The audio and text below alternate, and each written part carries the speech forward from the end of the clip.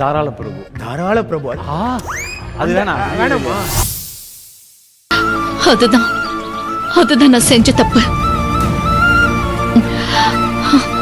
அதனால அபி அவ லவ் பண்ற விஷயம் கடைசி வரைக்கும் எனக்கு தெரியாமலே போயிடுச்சு.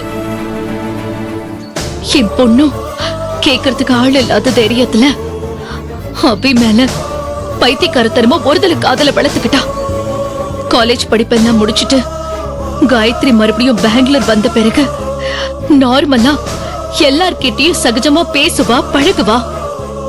ஆனா தனிமையில இருக்கிறப்போ எதையும் நினைச்சு ஃபீல் பண்ணிக்கிட்டு விரக்தியில இருந்திருக்கா. எதையும் எழுந்த மாதிரி தான் இருப்பா. கொஞ்சம் கொஞ்சமா சரியா சாப்பிடாம தூங்காம வெக்ஸ் ஆக ஆரம்பிச்சா. அவளோட நடவடிக்கையில மாற்றம் தெரிய ஆரம்பிச்சது. அபிகிட்ட அவளோட லவ் வெளிப்படுத்தாததால, அவன் தன்னை லவ் பண்றானா இல்லையான்னு தெரியாததுனால என்கிட்ட அவ சொல்லாம மறைச்சிருக்கான். எனக்கே காயத்ரியோட நடவடிக்கைகள்ல டவுட் வர ஆரம்பிச்சது. அதுக்கப்புறம் தான்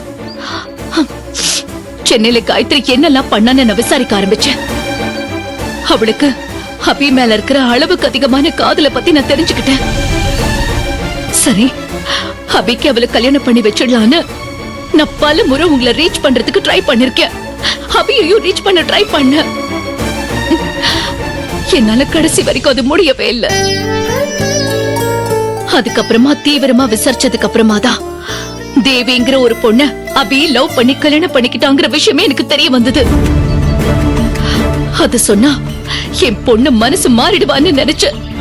ஆனா அது எனக்கே பேக் ஃபயர் ஆயிடுச்சு.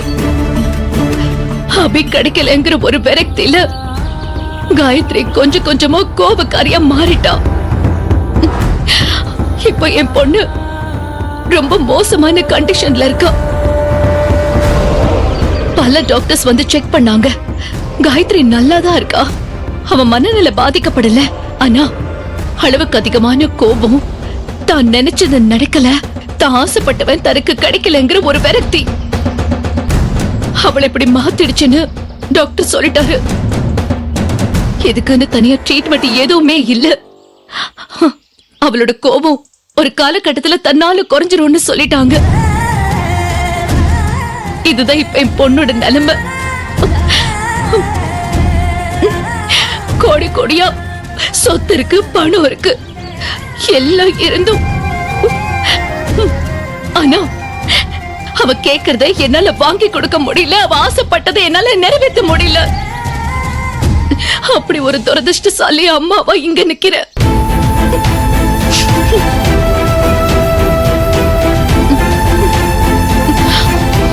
உங்க வேதனை எனக்கு புரியுது.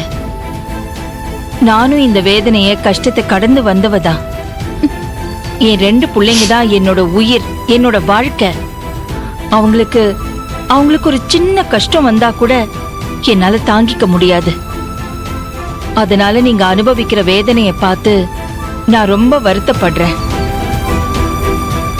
ஆனா அபிக்கு கல்யாணம் ஆயிடுச்சு. இனிமே என்ன பண்ண முடியும் இந்திரா? ஐயோ, நான் உங்ககிட்ட எந்த தீர்வும் கேட்கல. நீங்க காயத்ரி பத்தி என்கிட்ட கேட்டதுனால நான் என் பொண்ணு விஷயத்த சொன்னேன். இதனால நீங்க எதுவும் ஃபீல் பண்ண வேண்டாம். சொல்ல போனா உங்களுக்கு இதுக்கும் எந்த சம்பந்தமும் இல்ல. இதுக்கு யார் என்ன பண்ண முடியும்?